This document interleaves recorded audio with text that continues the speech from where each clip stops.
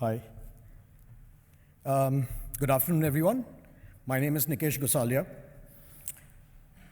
We are embedding AI into the global knowledge system faster than we are questioning whose knowledge it represents.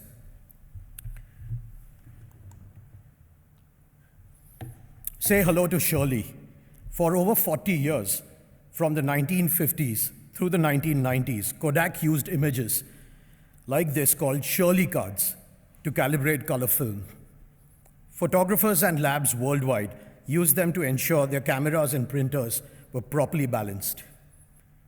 Shirley cards work beautifully if you look like Shirley. And if you did not look like Shirley, if you had darker skin, the film couldn't capture you accurately. Not because the technology was broken, but because it was calibrated for one kind of face, one range of skin tone. The technology worked exactly as designed. The problem was, it was designed for Shirley. Here's what's troubling. This wasn't a secret. Photographers knew, Kodak knew, everyone in the industry knew that the film struggled with darker skin tones. But for decades, nothing changed. Not until the 1970s, when chocolate companies and furniture manufacturers started complaining that their brown products looked terrible in advertisements. That's when Kodak finally developed film stock that could handle a fuller range of tones. The technology changed not when it failed humans, but when it failed commerce.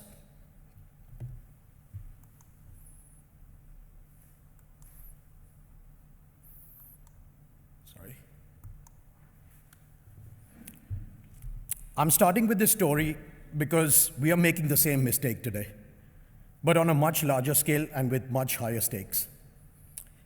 This is the language composition of GPT-3's training data.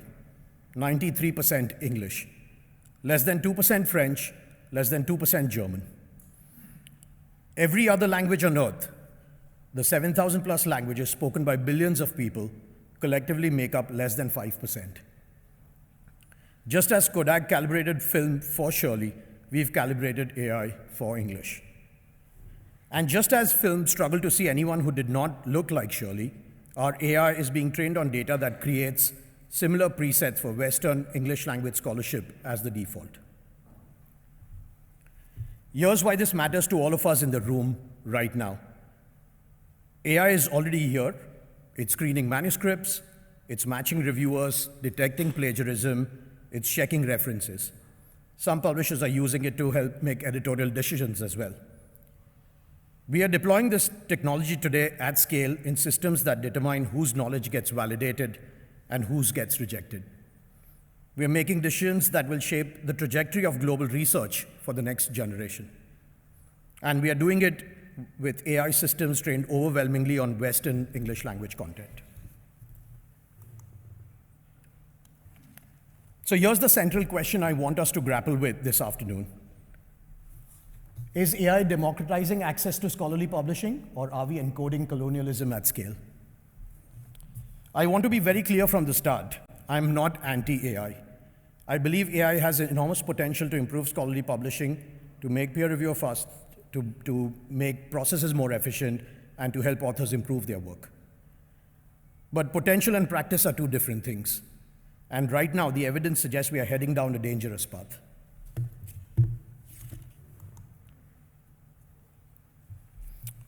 The Shirley card problem wasn't technical, it was a choice. The technology existed, what was missing was the will to say, everyone deserves to be seen.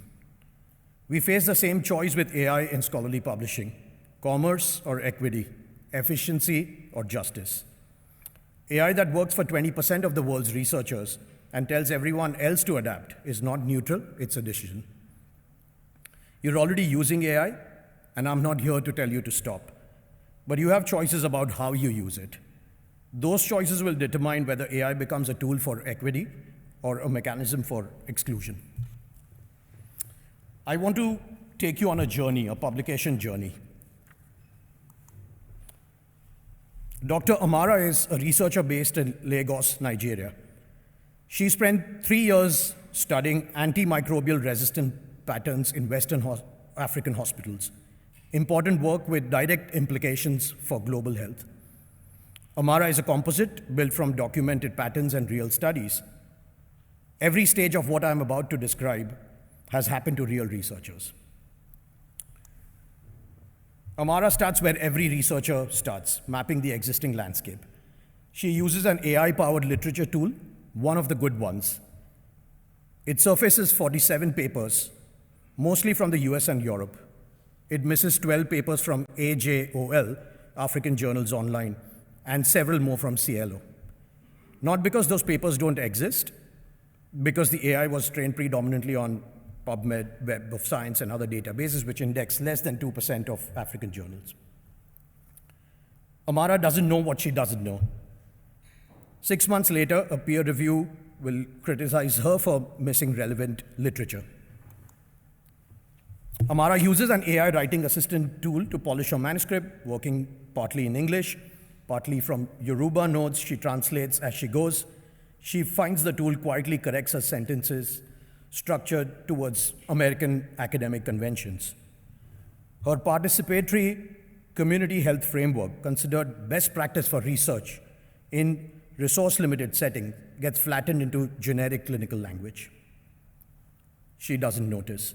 Her voice is being smoothed away, and her methodological specificity goes with it. Amara submits to a mid-tier international journal. The AI screening tool flags her manuscript, high probability of AI-generated content.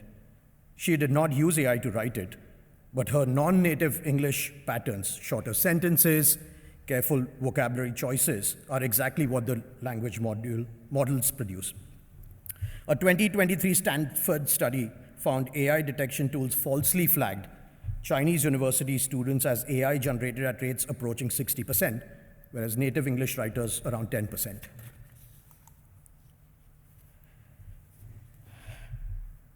A formal letter citing concerns about manuscript integrity. Amara thinks they mean plagiarism. She checks everything. She can't find anything wrong. She has no idea what actually happened. She resubmits to a different journal and gets through the screening. The AI reviewer matching tool selects an infectious disease specialist from Boston. Excellent publication record, no expertise in Western African healthcare systems. He flags her methodology as non-standard and asks her to justify community participatory frameworks. The second reviewer, pressed for time, uses an LLM to draft her review during one of his lunch breaks. Anchored in the same Western bias data, it flags similar concerns in vaguer terms. The paper is rejected. The methodology Amara is defending is published routinely in regional journals, but the reviewer had no context to evaluate it, and the AI had no mechanism to account for regional methodological expertise. Amara eventually publishes in a regional African journal. It is an important paper. It deserved a global audience. Instead, it sits in a journal that most AI literature tools will miss the next time a researcher searches antimicrobial resistance. The cycle closes, and the next generation of AI learns once again that Western African research isn't really part of global knowledge. These aren't bugs. They are the predictable outputs of systems trained on imbalanced data. Left unchecked, they can get worse. GPT-4 solves math problems 3 times better in English than in Farsi or Armenian. In Burmese, complex reasoning shows near zero success. Your AI tools are fundamentally better at handling English submissions than everything else. That preference has consequences. Major LLMs consistently exhibit Western, Protestant, European cultural values. Participatory frameworks get flagged as non-standard. Indigenous knowledge gets categorized as anecdotal. The AI learned one definition of quality research and acts as a gatekeeper for it. Less than 1% of African research appears in the databases training most AI systems. These tools don't just miss relevant literature, they have an incomplete understanding of non-Western context, problem, and solutions. You cannot evaluate what you were never taught. Researchers draft in their language, translate, refine with AI, submit in English, but concepts without English equivalents are lost. Authentic voice is replaced with AI-generated prose. Then the AI detection tool flags that polished English as suspicious. We've built incentive structures that pressure researchers to erase their identity and then penalize them for it. Non-native English speakers already face higher rejection rates. When AI tools perform worse for these researchers, flag their writing as suspicious, and assign reviewers without regional expertise, they don't reduce the existing barriers. They automate them at scale, consistently, with less opportunity for human judgment to intervene. Tokenization was optimized for English. The same content costs an Arabic speaker 4 times as many tokens, a Greek speaker 5 times. We are charging researchers from lower income countries more money for perhaps worse outputs. So this is not a metaphor for colonialism, it is colonialism, operating through a new mechanism at a scale no colonial era institution could have achieved. Less than 1% of African research is included in training data, which means AI is trained on skewed data, which means inferior assistance for Global South researchers, which again means harder to publish, and which means less representation in the publication or in the published records. This means the next generation of AI is trained on even more skewed data. This is not a static problem, it's a compounding one. Every cycle makes the next cycle worse. Every generation of AI trained on today's published records will be more biased than the last, unless we intervene. So we did our own research, close to 70 respondents, and the survey is still on. But 4 clear messages came out. AI isn't failing, it's being optimized for a narrow user base. Respondents don't say AI is broken, they say, I'm not sure I'm fully in frame. This partial visibility has clear parallels to the Shirley cards from earlier. Trust in AI evaluation depends on whether people feel seen by the system. There is a clear shared anxiety about inequities. The question is no longer whether safeguards are needed, but what kind and who defines them. Equity is not expected to emerge automatically from AI, it is expected to be engineered. The strongest normative signal in the survey is the agreement that transparency about AI training data and design is essential for trust and equity. This gives publisher a clear, non-threatening action point. These researchers are not anti-AI in publishing, but they are asking for deliberate design choices to be made.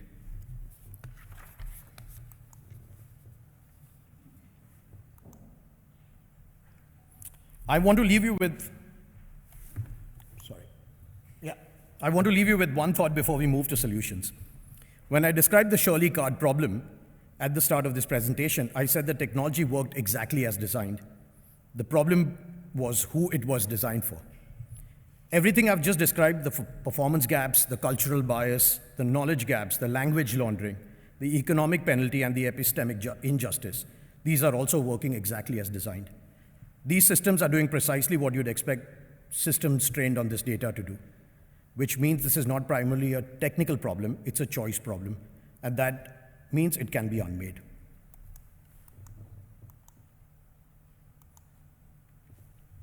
This is a solvable problem, clearly not an easy one, not quick, but solvable.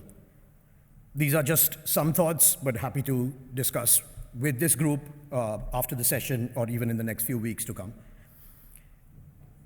Every mechanism I described resulted from human decisions about what data to collect, what systems to build, what to deploy, and human decisions can be unmade. From my perspective, solutions operate at 3 levels: technical, institutional, policy. The core problem is training data. Systems built on PubMed, Web of Science, Scopus, other databases which index less than 2% of African journals must draw from broader sources, CLO, AJOL, etc., and not aspirational targets, minimum representation thresholds. Below them, a model is not fit for deployment in global scholarly publishing. Transparency is non-negotiable. GPT-4, Claude, Gemini, none will disclose the language composition of their training data. If you cannot tell me what your system was trained on, I cannot trust it to operate equitably. Researchers in the global south aren't waiting. Massican covers 50 plus African journals. AI for Bharat covers 22 Indian languages. Bloom was trained across 46 languages with intentional underrepresented inclusion. These projects run on fraction of commercial budgets and outperform them for the population they serve. Are we using them? Are we funding them? Are we asking vendors to incorporate them? On RAG, configuring AI to retrieve from CLO and AJOL alongside PubMed genuinely helps, but it addresses the knowledge gap, not the capability gap. The underlying model remains English dominant, and the embedded models deciding what to retrieve are themselves English biased. Cross-lingual retrieval runs 20 to 40% worse than English only. RAG is only a part of the solution. As far as institutions are concerned, we will require AI vendors to disclose contractually the language and geographic composition of their training data. If they won't, that should be disqualified.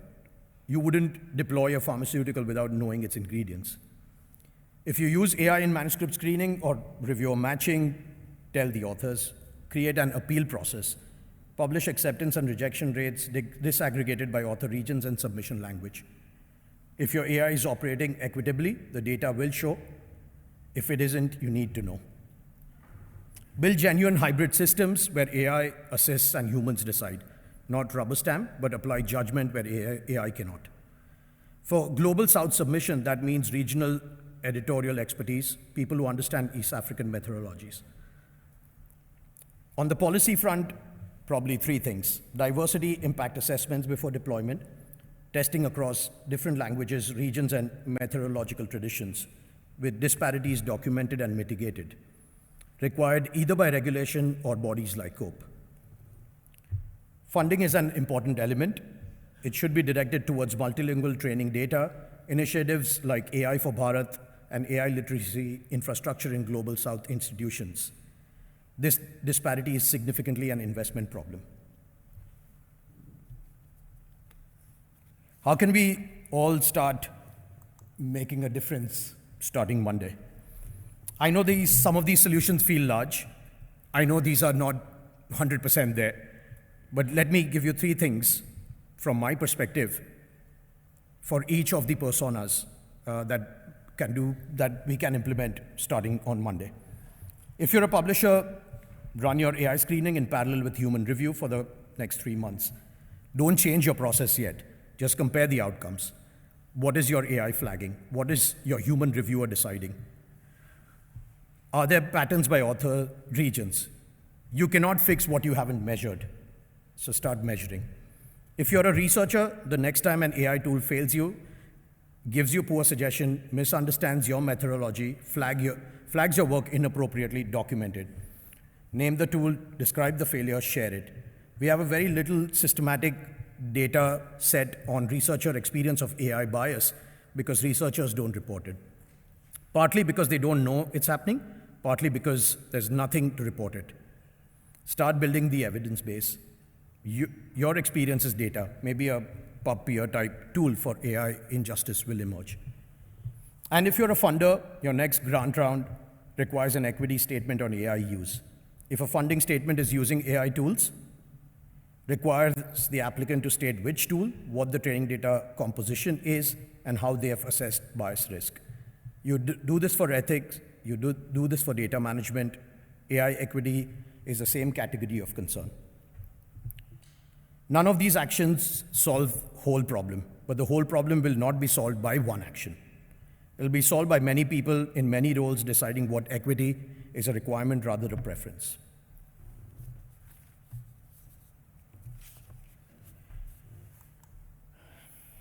Let's return to the fork in the road. The default path is what happens if we keep deploying AI without transparency requirements, keep training data on what's 93% English, keep optimizing for efficiency without measuring quality. In this future, the headline metrics look fine. Manuscript volumes are up, review times down, costs falling. But acceptance rate for researchers from Sub-Saharan Africa, South Asia, declined quietly. Not dramatically, gradually, consistently. The kind of rift that only becomes visible when you look back over a decade. The second road requires harder, slower, more expensive decisions that treat equity as a requirement, not a preference. In this future, training data composition is disclosed. Acceptance rate by authors, regions are published annually. Researchers know when AI was used and have a path to appeal. Hybrid human-AI systems are the norm. AI handles efficiency, human judgment with regional expertise remains at every decision point that matters. Regional models like AI for Bharat receive serious investments because tools built by and for underrepresented communities produce better outcomes for those communities. The future is achievable, the technological foundations exist, the regional models exist, the frameworks exist. What has been missing is the collective will to prioritize it. Let's say hi to Shirley again. When Kodak finally developed film that could capture a full range of skin tones, they did not have to rebuild photography from scratch. The camera still worked. The darkroom still worked. The craft of photography was intact. They simply recalibrated what they were measured against. They expanded their definition of what the technology needed to see. That's what we are asking for here. Not to abandon AI in scholarly publishing, not to slow down the genuine efficiency gains it can bring, not to pretend that the peer review crisis isn't real, or that growing submission volumes don't need new solutions. We're just asking for recalibration. Expand the definition of what the technology needs to understand, whose research it needs to evaluate fairly, whose voices it needs to be able to hear. It took Kodak 40 years, and in the end, it wasn't a civil rights movement that changed them. It was furniture companies and chocolate manufacturers who needed their brown products to look good in ads. I'd like to think we can do better than that. I'd like to think that the scholarly publishing community, which exists at its best to advance human knowledge in all forms, doesn't need a commercial incentive to decide that all researchers deserve fair treatment. But I also want to be practical, so let me give you the commercial incentive anyways. Half the world's researchers live in the global south. The fastest growth in research output globally is happening in Asia, Africa, and Latin America. The institutions that figure out how to serve these researchers equitably, how to earn their trust, how to meet their needs will be the institutions that matter in 20 years. The institutions that don't have the will to be calibrating their Shirley cards while the world moves on without them. Thank you very much for this opportunity, and I would like to invite Simone for her presentation.